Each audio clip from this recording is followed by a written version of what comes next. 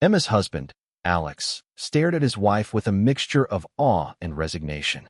She was a vision, a beauty that could render even Hollywood's elite ordinary in comparison. The term angelic beauty must have been crafted specifically for her. One might wonder why such a stunning woman wasn't gracing the silver screen. The answer was simple: she wouldn't deign to. Hailing from one of America's most affluent old money dynasties, with billions in assets and global influence, Emma had her sights set on far grander ambitions. Lately, though, there was a storm brewing in their seemingly perfect world. Alex was attempting to divorce her, a decision that left many perplexed. At first, friends and acquaintances tried to dissuade him. "Dude, this is the dream life. It's like being served gourmet baby food, safe, nutritious, easy on the stomach, and perfectly digestible," they'd say. But when Alex revealed the truth behind his choice, pity replaced disbelief. They'd pat his shoulder sympathetically, understanding the weight of his decision.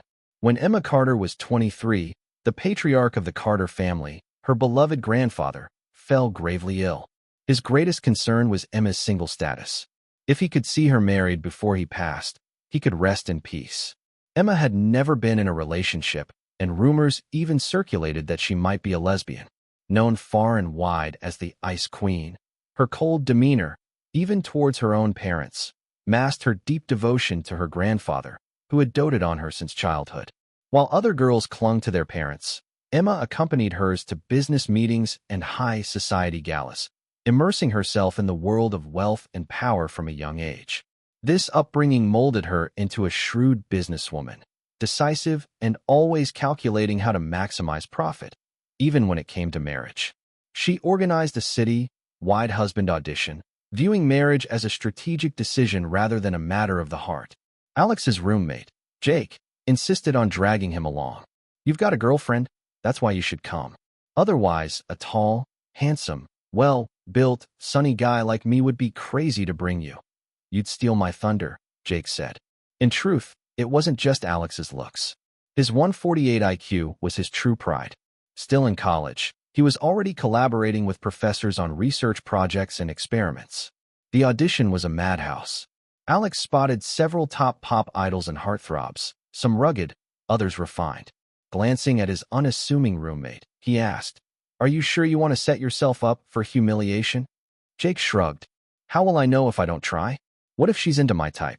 Alex rolled his eyes. "I love your shamelessness. I mean, your never give up attitude." With that, Alex headed straight for the high-end buffet, his high IQ at work, fill up on expensive seafood he couldn't normally afford, and see if there were any freebies or gift bags to snag. The actual selection? He couldn't care less. The other candidates were either scions of prominent families or incredibly talented and good-looking. Jake's family was moderately well-off at best, and he didn't meet any of the other criteria. His chances were slimmer than being struck by lightning. By the time Alex had his fill, the first round was over. The host announced that the Carter family, observing from above, had made their initial cuts. Those lacking in looks were out, and unsurprisingly, Jake was eliminated. Just as Alex was about to leave with him, security guards stopped him. "Excuse me, sir. You've been selected. You can't leave until the second round results are out," a bodyguard in a black suit and sunglasses said respectfully. Alex pointed at himself in disbelief. Looking at Jake, whose face had turned an unhealthy shade of green, Alex tried to placate him. "Maybe you should head back first. I'll probably just grab another plate. I'll explain to my girlfriend, Lily, that I was just here with you. I'm sure I'll be cut next round." Those who advanced were put up in a 5-star hotel. Their phones were taken away, and for days, it was a routine of eat, sleep, repeat. On the 5th day, they were taken to a massive estate. Alex realized there were only about 20 of them left. He'd advanced again. Apparently, while they were cooped up in the hotel, the Carter family had conducted thorough background checks. Playboys with messy private lives and those with any blemishes on their records were eliminated. Alex, a broke college student, couldn't believe he'd made it to the final round.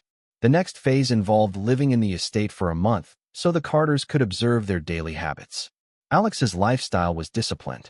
As a student on a tight budget, he couldn't afford vices like smoking, drinking, or clubbing. Instead, he spent his time studying, working out, and taking care of things. During that month, besides reading and exercising, he kept his room and the common areas tidy. A month later, Alex was driven to City Hall. Emma Carter was waiting. She grabbed his arm and pulled him inside without a hint of hesitation. "What's going on?" Alex stammered, bewildered. "Congratulations. You've been selected. We're registering our marriage right now," Emma said emotionlessly, dragging him forward. "Are you kidding me? I have a girlfriend. I only came here with my friend." Alex protested, yanking his arm free. Emma handed him a smartphone. "You don't have a girlfriend anymore, and you won't need friends from now on. You can also drop those research projects at school. In the future, just stay home and be a good, dutiful husband." Alex opened the video on the phone. There was Lily, his girlfriend, standing next to a famous male pop star, Ryan. "Alex, let's break up. I'm with him now," Lily said, gesturing to Ryan. "Ms. Carter also gave me a lot of money and promised to help launch my career." Then, she and Ryan embraced and started kissing passionately. I glared at Emma, seething with fury. "What are you staring at? Am I not 1,000 times better than her?" She challenged, and I had to admit, her commanding presence was enough to make me reluctantly comply. That's how I ended up getting the marriage certificate, a decision that left everyone around me envious of the luxurious life they assumed I was about to embrace. But for me, it felt more like being trapped in a gilded cage. After obtaining the marriage certificate, while her grandfather was still conscious, we held a grand wedding. On our wedding night, I discovered her severe case of germophobia. First, she subjected me to a full body disinfection, followed by a steam session. Finally, she scrubbed me from head to toe with a brush before allowing me anywhere near her. And during intimacy, if my hand touched anything else, I couldn't touch her again. That hand had to be held up, far away from her body. Initially, I was drawn to her perfect figure and angelic face, but after all her meticulous rituals, any desire vanished. The very next day, she brought in gourmet chefs, one specializing in French cuisine and another in Italian, to teach me how to cook. No honeymoon after the wedding. I could overlook that. But me, a genius with a 148 IQ, being made to learn cooking? Soon enough, I mastered fine cooking, only to be thrust into learning landscape design and maintenance, hairstyling and makeup artistry, winemaking and sommelier skills, high fashion wardrobe management and care, full body massage therapy, pet care and training, advanced driving and auto mechanics, and then martial arts like kickboxing, taekwondo, Brazilian jiu-jitsu, and boxing. It was as if she planned to replace all the household staff, bodyguards, and butler now that I was around.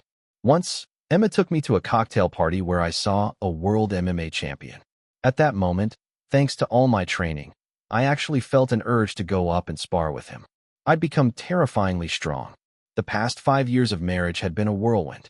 From waking up at dawn to make her breakfast until well past midnight with homework, and then cleaning up afterward, she detested a messy bed. In the 2nd and 4th years of our marriage, we had 2 sons. But before they were even a month old, they were taken to the main family estate to be raised. I only got to see them on holidays, and when we did meet, they looked at me like a stranger, more familiar with the nannies than with their own father. One day, with her usual detached expression, she said, "Haven't you always wanted to work at the company? The head of urban planning is coming to the office today for a consultation. You'll be in charge of receiving her." I'd met this woman before at another party. She was built like a linebacker, 6 feet tall, with a rather imposing face. That night, she'd had too much to drink and latched onto me the moment she saw me. Back then, before my martial arts training, I was at a disadvantage, and she took some liberties. Emma had been standing right there, watching it all unfold as if I were a stranger. Now, she wanted me to entertain her again. Well, this time, I could settle the score. Sensing the anger in my eyes, Emma added, "You absolutely must ensure she's well taken care of. If she decides to zone the land next to our real estate projects for something that increases property values, it's just a word from her." With that, she drove me to the most exclusive restaurant in town. Then, ignoring the way the female official's eyes lit up when she saw me, Emma simply said she had other business and left without a backward glance. But I wasn't the helpless guy I used to be. In fact, this woman was pretty straightforward. I casually threw an arm around her shoulder and greeted, "Sis, long time no see. I've missed you like crazy. Tonight, If one of us isn't under the table, we're not real friends. She blinked, then burst out laughing. For other things, maybe not. But if it's drinking, you can call in backup. Now that you've said it, I can't back down. And just like that, we each polished off a bottle of whiskey and 2 bottles of red wine, both ending up passed out under the table. When I woke up at home the next morning, the first thing I saw was Emma, her face dark with anger. What happened yesterday? How did you get a department head that drunk? When they pulled you two out from under the table, you were both crying and swearing you were brothers for life. I rubbed my eyes and looked at her seriously. If I hadn't drunk her under the table, do you know what she would have done? Or rather, you knew what she wanted to do, which is why you sent me, right? For once, Emma, usually so assertive, turned her head away, unable to meet my eyes. What could she, a woman, do to you? As a man, what could you possibly lose? Besides, if I don't care, what do you have to be so worked up about? You lounge around at home all day doing nothing. If you're not even useful for this, what do I need you for? For the first time, I detected a hint of guilt in her voice. I shook my head and chuckled. Yeah, Miss Carter doesn't care, so what do I have to be uptight about? I'm up at 6 every morning and busy until midnight. Is that your definition of doing nothing? Perhaps because I'd never spoken to her so harshly before, she glared at me defiantly. You're doing the work of maids, nannies, and bodyguards at home. Don't you see how much money I give you, how many gifts, how many luxury cars I buy for you? You give me all that money, but don't let me buy anything. All those luxury cars, but you won't let me go out.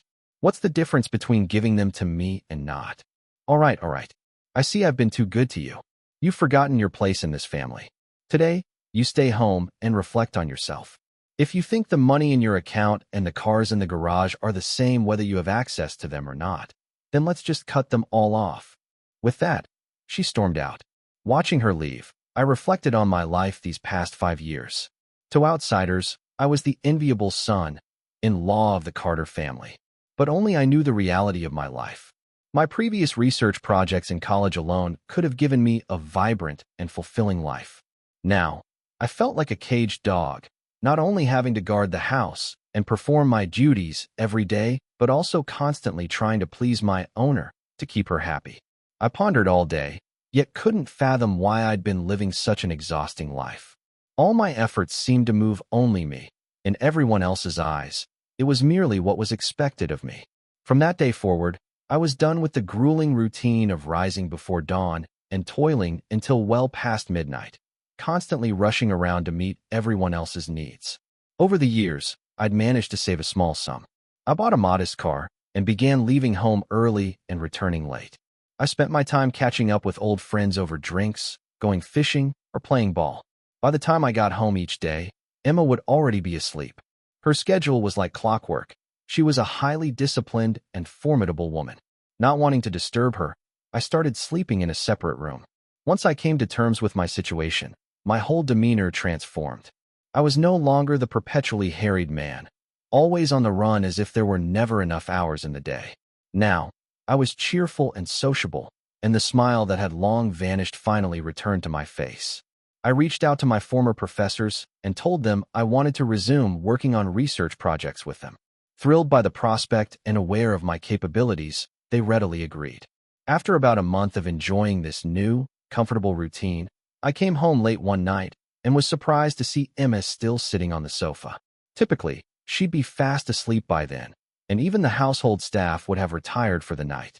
Glancing at her, I casually said, "Still up?" as I made my way to my room without stopping. "Are you done with this tantrum of yours? You're out early and back late every day. Do you think this house is a hotel? Do you even consider me your wife anymore?" she exclaimed, her chest heaving with indignation, as if she'd endured some great injustice. I ignored her, opened my door, and stepped into my room. As I'd anticipated, Emma didn't follow or press the matter. For someone as prideful as her, speaking up first was already a significant concession. The next few days were a whirlwind at the university lab, so I decided to stay in a dorm room on campus. The first night, I didn't return home. I was jolted awake early the next morning by my ringing phone. Groggily, I answered it. It was Emma. Though her tone was calm, I could hear the rapid rise and fall of her breath. "You've really grown bold, haven't you? Now you dare to stay out all night. Is there something important you're calling about?" I'm swamped right now and don't have time for this nonsense, I replied. How dare you speak to me like that? What on earth has gotten into you? She snapped. I hung up. So what if the Carter family had influence everywhere? I was at a prestigious research university, and many of the lab's projects were crucial, federally funded initiatives. At that moment, I wasn't overly concerned about whatever she might have up her sleeve.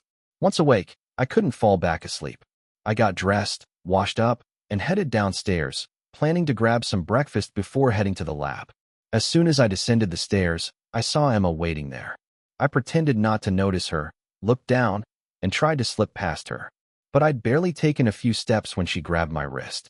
Stayed out all night, and now you're pretending I don't exist? Alex Carter, you've really got some nerve. Do you think that just because you're not using my money and hiding out at the university, I can't touch you? I knew her well enough to know that if she was making threats, she probably had something in the works. Not wanting to provoke her, I said, I've been swamped these past few days. The project is at a critical stage, so I'll need to stay here for a while longer. Did you need something? Yes, it's urgent. Come with me now, she said, not giving me a chance to refuse. She dragged me to her car, and half an hour later, we arrived at her company's headquarters.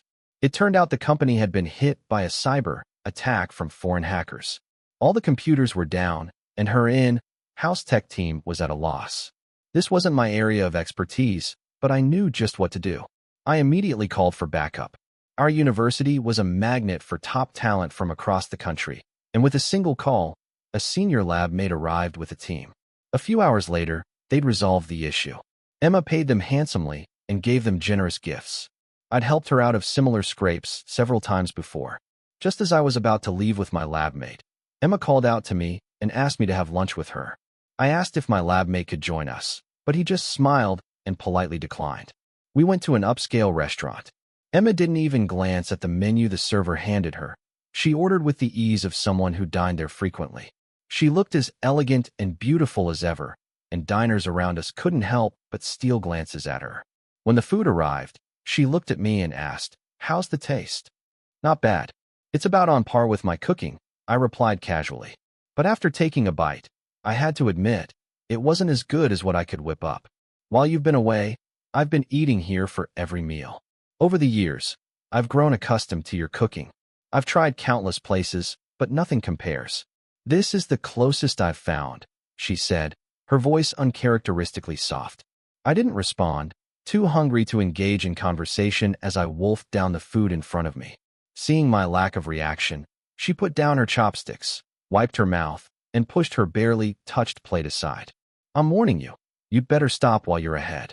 My patience is wearing thin." "Miss Carter, what exactly do you mean by that? I just did you a huge favor, and a measly lunch is supposed to be my reward?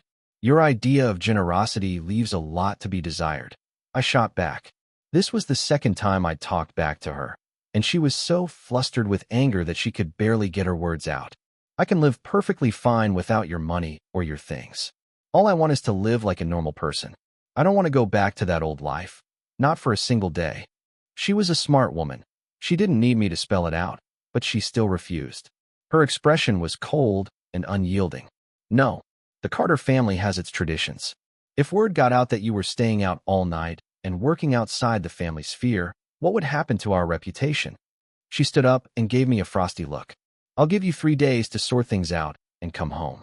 Otherwise," she didn't finish, but I knew whatever threat hung in the air wouldn't bode well for me. Watching her walk away, I wasn't fazed. I wasn't one to be easily intimidated. I'd just stay at the university for the time being. What was the worst she could do? I truly didn't think she'd have the audacity to come and drag me away.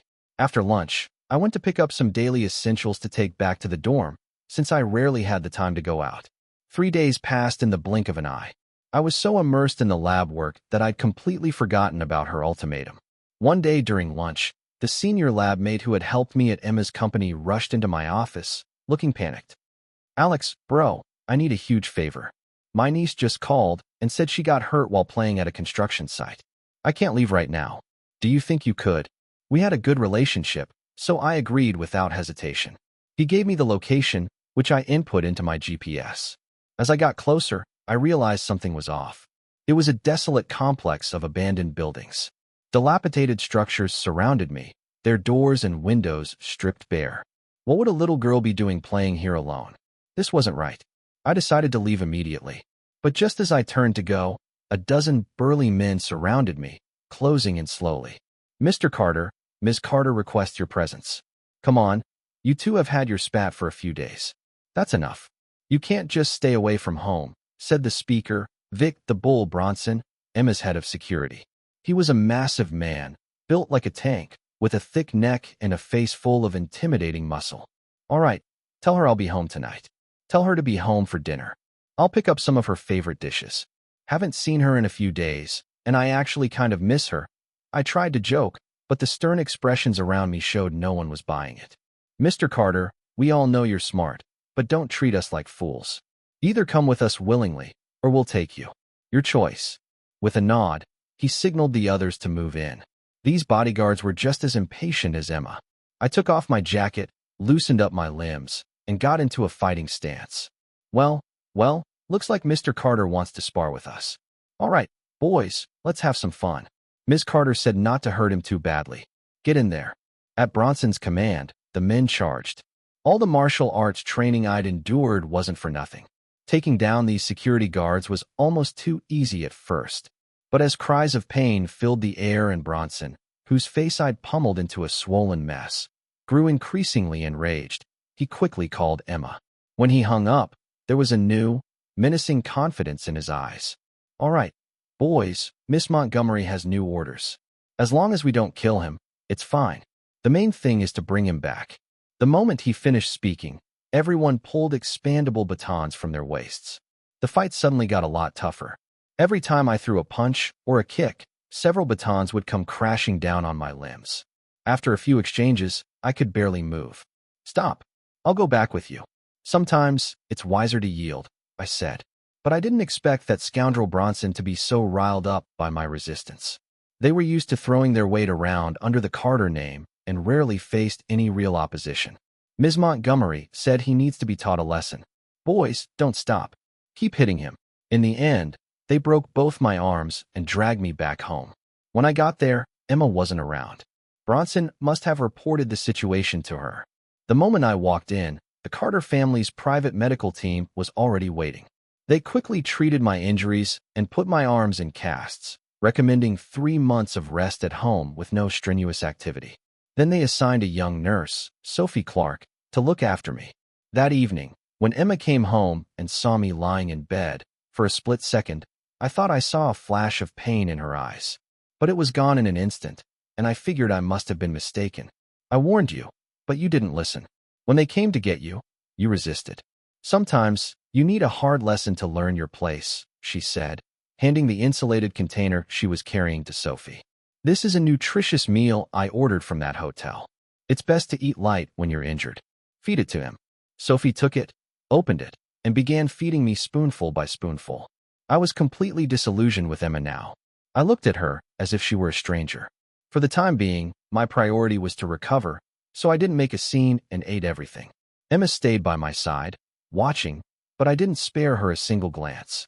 Sensing my coldness, she didn't say anything more to provoke me. She just told Sophie to take good care of me, and then left. Sophie was tall, with an innocent and pure face, the kind that made every man think of his first love. Once the anesthetic wore off and the excruciating pain in my arms set in, her sweet smile and kind words somehow made it more bearable. She was an amazing caregiver, beautiful, with a lovely voice, and full of youthful vitality. Since I couldn't use my hands, she bathed me, fed me, and helped with everything. We had a lot in common and could talk for hours, and I loved making her laugh. It was hard not to compare. One person took such tender care of me, chatting with me day in and day out, while the other, the woman I'd been married to for 6 years, had always treated me like I was in her debt. This contrast made my heart ache. Now, every day when Emma came home, she'd bring me a small but valuable gift. I just ignored them, not wanting to utter a single word to her. One afternoon, I'd just woken up from a nap when I felt someone massaging my shoulders. I naturally assumed it was Sophie.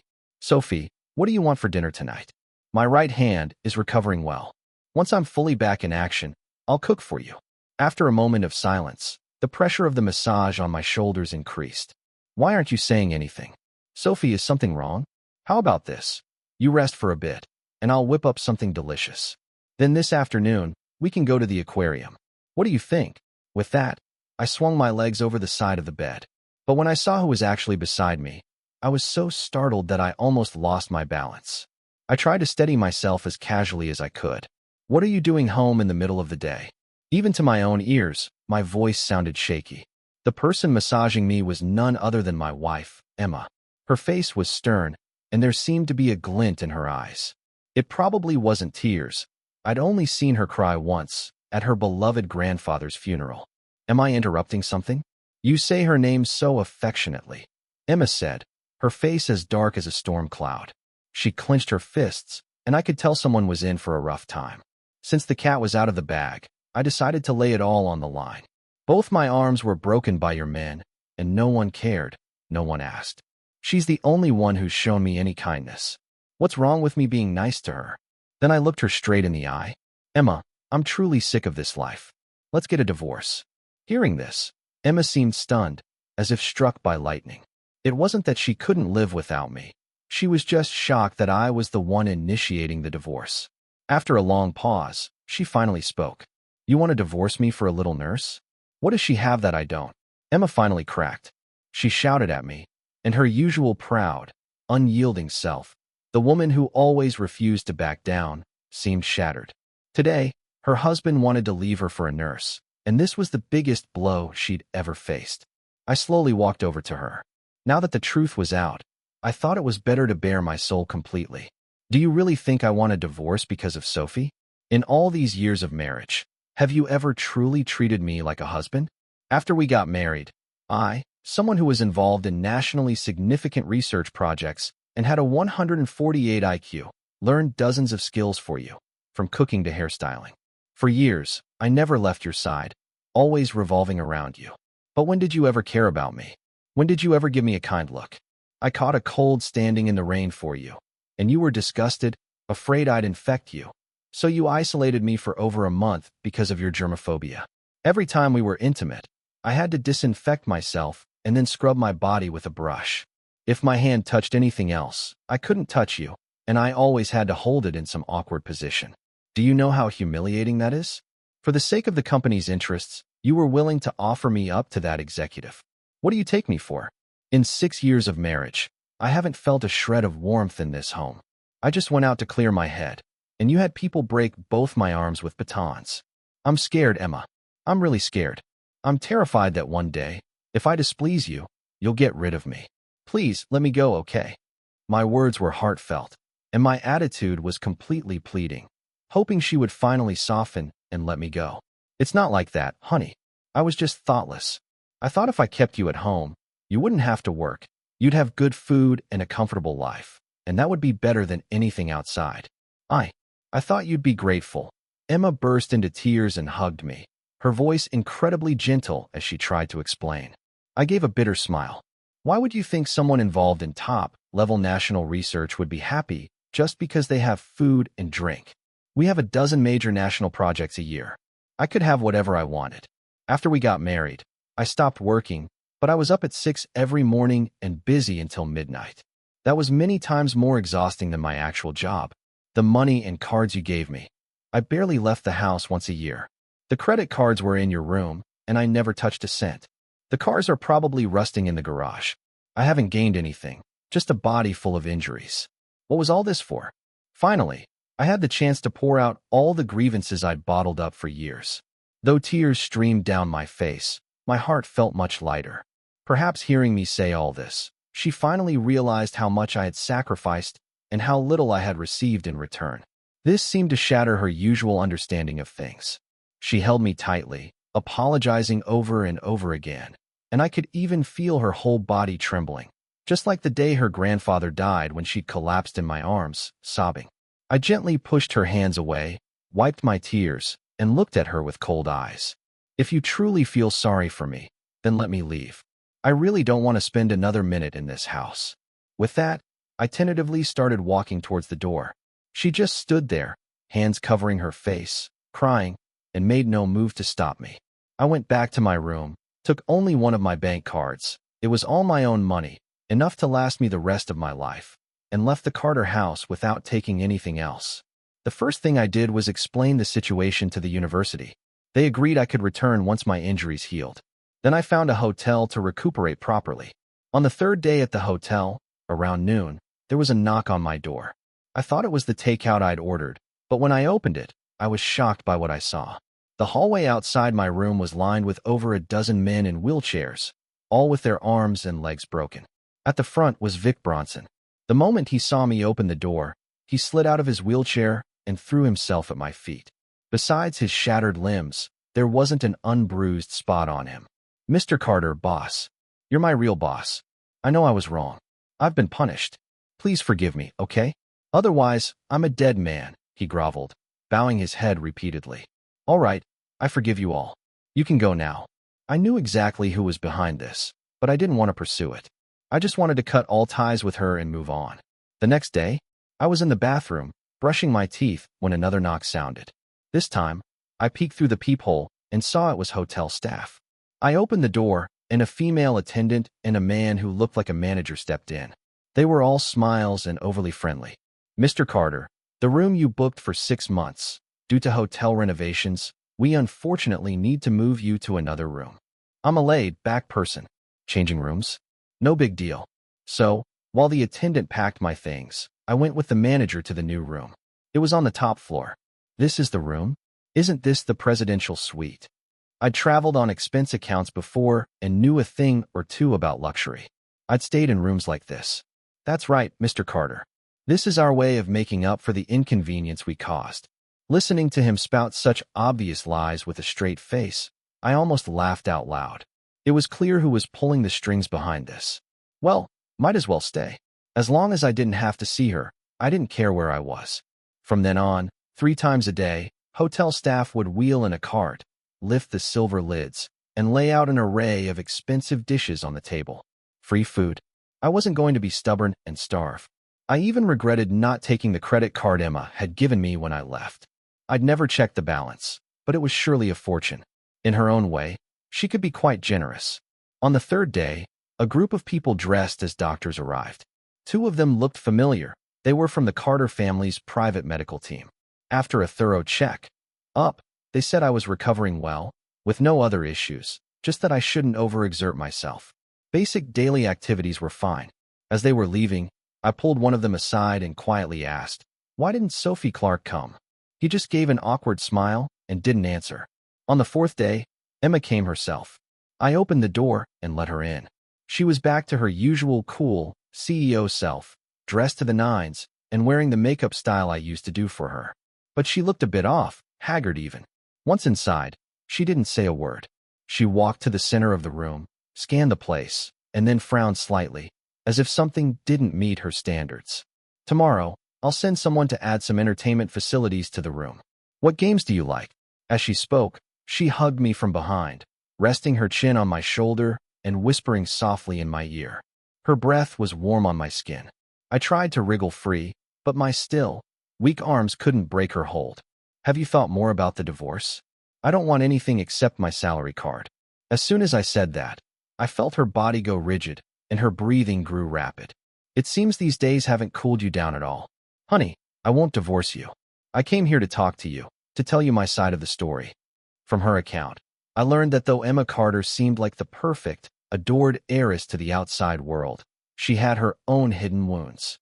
Emma's parents were both from wealthy families. Their marriage was a business deal, a union of dynasties with no real love. Her mother had a secret life with an old flame, her white moonlight, while her father spent his days hopping from one woman to another. So, before marrying me, Emma had been dead, set against marriage. That's why she'd never had a boyfriend, despite her status. Other than her grandfather, she'd never felt truly loved. Her parents were so wrapped up in their own lives and other families that they barely paid attention to her. She, the legitimate daughter, was less favored than their illegitimate children. From a young age, she learned she couldn't count on anyone but herself. Money, power, and her career, those were the only things she thought would stay with her forever. That's why she'd always seen people as tools. If she was nice to someone, it was because they were useful. If others were nice to her, She assumed they wanted something from her. Even when she married me, she thought that was the right way to be, believing emotions would only slow down her climb to wealth. But people aren't robots. They have feelings. Especially in the past few years with me by her side, my care had slowly shown her what a warm home felt like. She'd gotten used to coming home late and finding someone waiting, a bowl of soup ready, a light left on. When work stressed her out, there was someone to hold her, give her advice, and support her.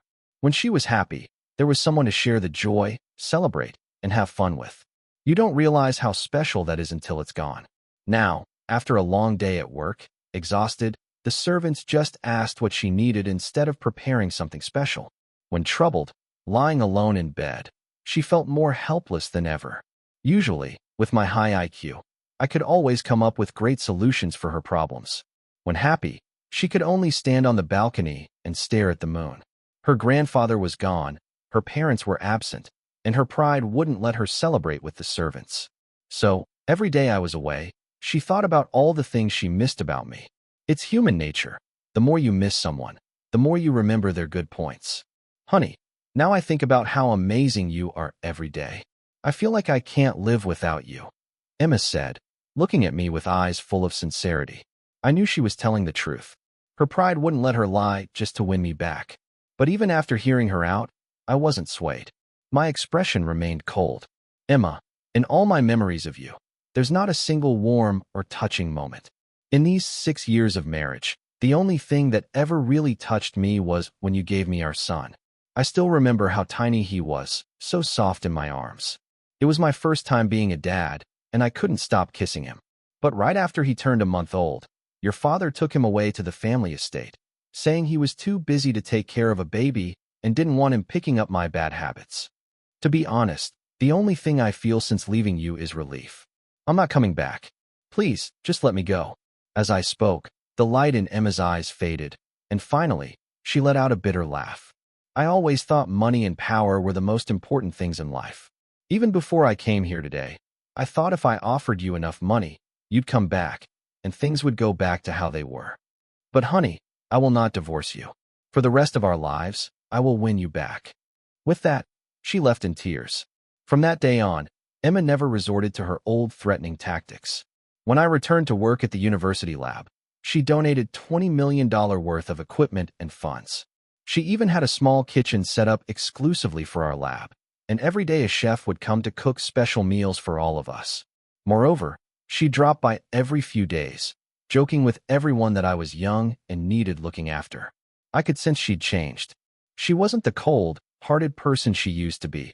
She could chat and laugh with people easily. But I had no desire to return to that life. My heart had already been captured by another woman, Sophie Clark. When I was injured, she took such tender care of me, gradually warming my once frozen heart. So now, every time I saw Emma, I'd bring up the divorce. She'd say nothing, just silently take out the food she'd brought and set it on the table, or put the clothes she'd bought for me aside. I'd toss the food in the trash and throw the clothes and gifts on the floor. Each time, I'd make her so angry that she'd run off crying. Perhaps because I hadn't seen Sophie for a long time, recently after work, I'd find myself unconsciously driving to her apartment building. Coincidentally, one day, Sophie was outside, seemingly waiting for someone. I quickly checked my appearance in the car mirror, got out, and walked towards her. Suddenly, a figure rushed past me and embraced her tightly. It was a good-looking young man. I could clearly hear their affectionate whispers, but they were completely unaware of my presence nearby. Dejected, I walked back to my car and slumped over the steering wheel, trying to calm my emotions. What's wrong? Were you about to confess your love, only to find out she already has a boyfriend? A sudden voice from inside the car startled me. I looked at the passenger seat, and there was Emma, who had appeared out of nowhere. I was speechless. I didn't respond, just slumped back down. Why did you fall for her? What does she have that I don't? Emma's voice suddenly rose, filled with anger and accusation. Perhaps it's because I felt she was too good to me. It's been a long time since anyone treated me so kindly. Looking back, I realized it was probably just part of her job as a private nurse. Silence filled the car, broken only by the sound of our breathing. Suddenly, a pair of soft hands pulled me into a warm embrace. She kept stroking my back, comforting me. It's all my fault. You gave me all your tenderness, and all you got in return was my coldness and distance. But that time they hurt you, it really wasn't my order. I just told them to bring you back. Later, when Bronson asked for instructions, I said if you didn't listen, to tie you up and bring you here. I really didn't tell them to break your arms. I looked at Emma, who was sobbing uncontrollably, my expression cold. Why did they dare to treat me like that? Isn't it because they thought I meant nothing to you? They figured that even if they injured me, they could just give you some excuse when they got back. I pushed her away, Zheng Tuo Kaita de Waibao. Emma, let's get a divorce. I swear I'll never go back to that house for the rest of my life. If you have any feelings for me at all, let me go. I'm begging you. She turned away, her expression hidden, and simply said, if you want a divorce, you'll have to go over my dead body. Then she left. For the next few days, I was in a daze. The lab supervisor noticed my state and gave me a few extra days off. After sleeping in the hotel for a while, I started to feel a bit better. I decided to buy some ingredients and cook myself a nice dinner to treat myself. Just after I bought everything and opened my car door, I was hit hard on the back of my head. When I woke up, I found myself on the rooftop of an abandoned building. It was Vic Bronson and his men, the ones Emma had fired after they broke my arms. They had kidnapped me. I must have been severely beaten while I was unconscious. My whole body ached. But I wasn't tied up and could still move around. Luckily, they hadn't noticed I was awake. I continued to pretend to be unconscious, partly to wait for an opportunity and partly to regain my strength. I was still very dizzy and had to force myself to stay alert. Hey, Miss Carter. Hello. Ha ha ha. Thanks to you, I'm in a sorry state these days. Hey, don't hang up so fast. Of course, I have something to say. My life's been pretty tough since you had my arms and legs broken. I was wondering if Miss Carter could spare some cash. Of course, I'm not asking for it for free. I have something to trade. Your husband is in my hands right now. I've sent you the photos. Don't worry. As long as you give me the money, I won't harm him. $100 million in cash, and you have to come alone. If you call the police or bring anyone else, just wait to collect your husband's corpse. With that, Bronson hung up. In less than an hour, Emma arrived by car. She came to the rooftop alone. Bronson, you've got a lot of nerve kidnapping someone close to me. Do you know what the consequences will be? I kept my eyes closed, so I couldn't see her expression, but I could hear the trembling fury in her voice. Haha, I can barely afford to eat. Do I care about consequences? Who put us in this situation? I followed you for years, always loyal. It was just an accident that I broke his arms. You showed no mercy and tried to get rid of us. Loyalty. I told you to bring him back and said not to hurt him, but you brute went all out on my husband. The fact that I let you live was already showing you mercy. Let my husband go with me now, and I'll forget all about this. The money you want is in the car. You can go down and drive away. I'll call someone to pick me up in half an hour. Hee hee, we'll take the money, and we'll take you too, the angelic Miss Carter. If you serve us brothers well today, maybe we'll even leave you two alive. Get away from her. How dare you? I won't let you get away with this. Let go of me. Get your filthy hands off. I couldn't bear to listen any longer. I snapped open my eyes, quickly sizing up the situation. Spotting an expandable baton lying on the ground, I grabbed it and brought it down with all my might on Bronson's bald head. His scalp split open instantly, and with a pained grunt, he crumpled to the ground. As for the remaining thugs, some were kicked over the edge of the building, while others had their heads bashed in during the intense fight. In the end, each one of them was in a far worse state than the last. After taking care of the villains, I pulled the trembling, terrified Emma into my arms, soothing her with gentle whispers. Once she'd calmed down a bit, I carried her to the car and drove away. The police arrived at the scene shortly after. After making sure she was settled in safely, I headed to the police station to give my statement. When I returned home and saw Emma again, she'd already regained her composure. To my surprise, she'd cooked a feast of delicious dishes. Honey, wash your hands. Dinner's ready, she said with a warm smile. I stared at her, stunned. When did you learn how to cook? These past few months without you, I learned a lot. Cooking, hairstyling, makeup. Now, I can take care of you just as well, can't I? She asked, her eyes fixed on me, full of hope. I didn't reply right away. Instead, I frowned and said, how could you go there alone? Those were dangerous criminals, desperate thugs. Didn't you think about the risks? She placed a large, succulent shrimp, my favorite, on my plate and spoke softly. I didn't think about the danger when I went. All I knew was that I couldn't face the thought of losing you. I really can't bear to be without you again. You're the only one who makes me feel alive, who brings warmth to my world.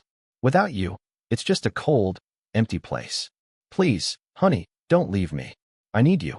I wrapped my arms around her, and before I knew it, tears were streaming down my face.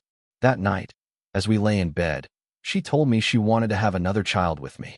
Out of habit, my hand reached for the disinfectant, but she swiftly snatched it away and tossed it into the trash. In that moment, I finally understood the freedom that came with letting go of the past. Although my life before had been filled with hardships and unhappiness, from that day forward, Emma and I were determined to build a new life together, a life filled with love, understanding, and happiness. And so, we lived happily ever after. The end.